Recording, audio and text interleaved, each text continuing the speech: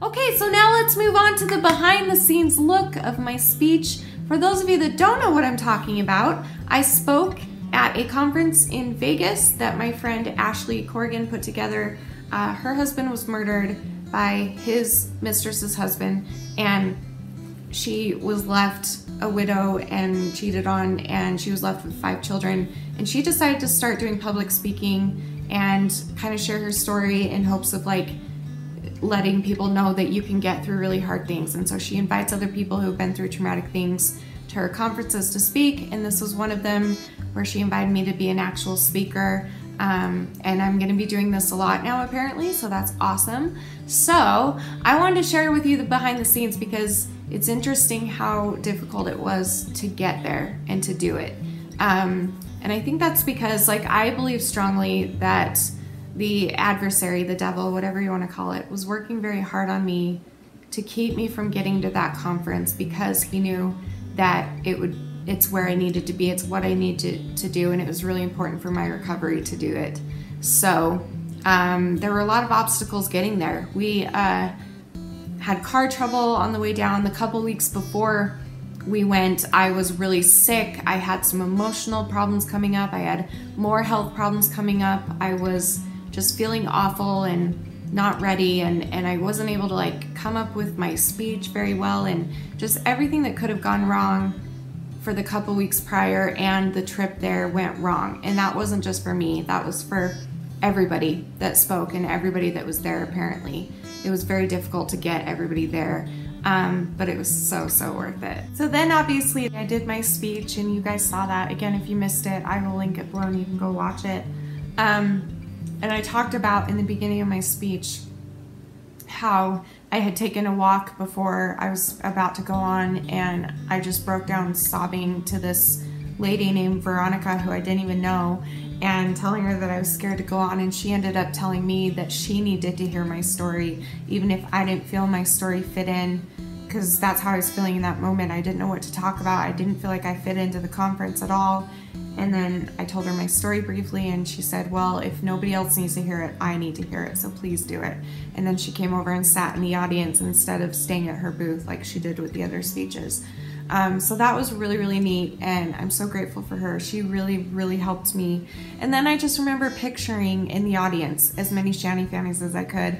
Obviously Libby was there, Mariah was there, a couple other people were there, and it was awesome and so great to see you guys. But I really tried to like picture all of you in the audience, and then I remember connecting with certain people in the audience. Like, in fact, I just did a live stream right before this, and a couple of the women that were in the audience came on this live stream that I just barely did, and they were there and they told me who they were, and I remembered their faces, and I told them that I connected with them, and it was so cool to like talk to them after the fact, and like they still came back to watch because apparently they're interested really in me further than the you know, the conference. So that was really neat. It was awesome. I'm so grateful.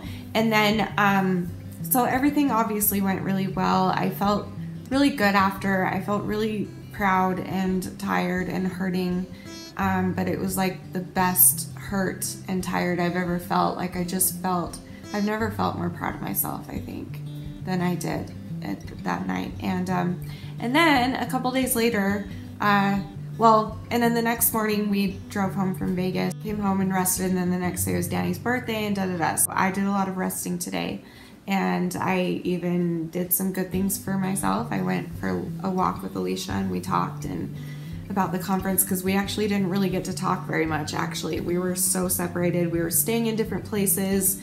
We weren't really able to talk to each other because we were so busy talking to other people, so we didn't really, so it was good to catch up with her. But the cool thing though is that yesterday, this was really awesome, and I was so proud. If you're on Instagram, you already know this, but I'm gonna tell the rest of you.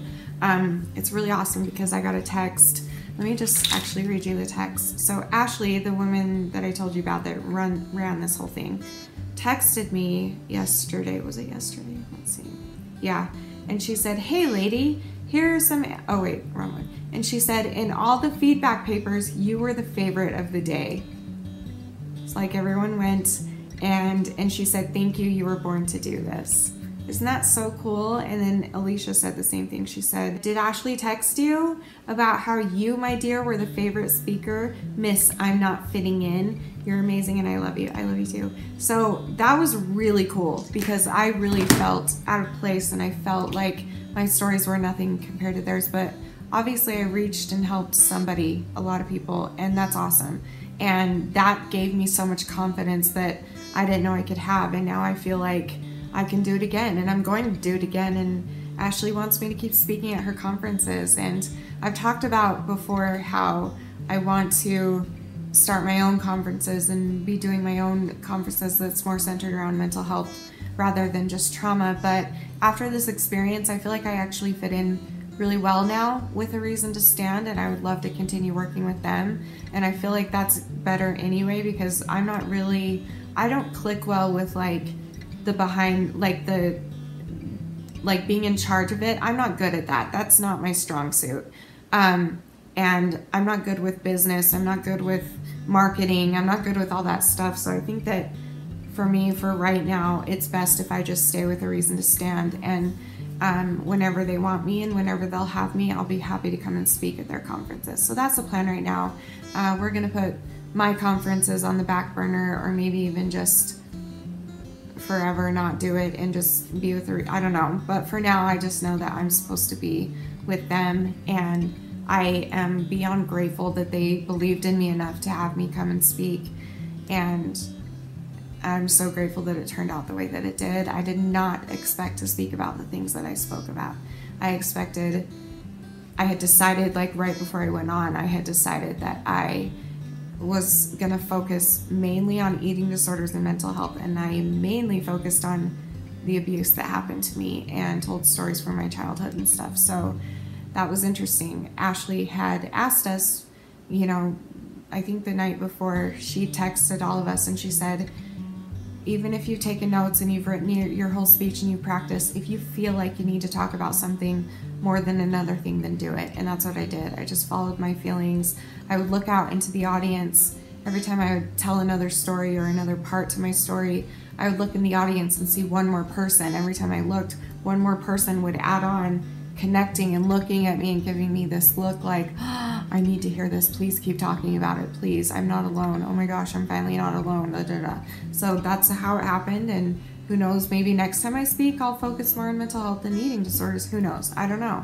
But all I know is I'm grateful and I feel happy and I feel proud, and I never thought I'd feel that way.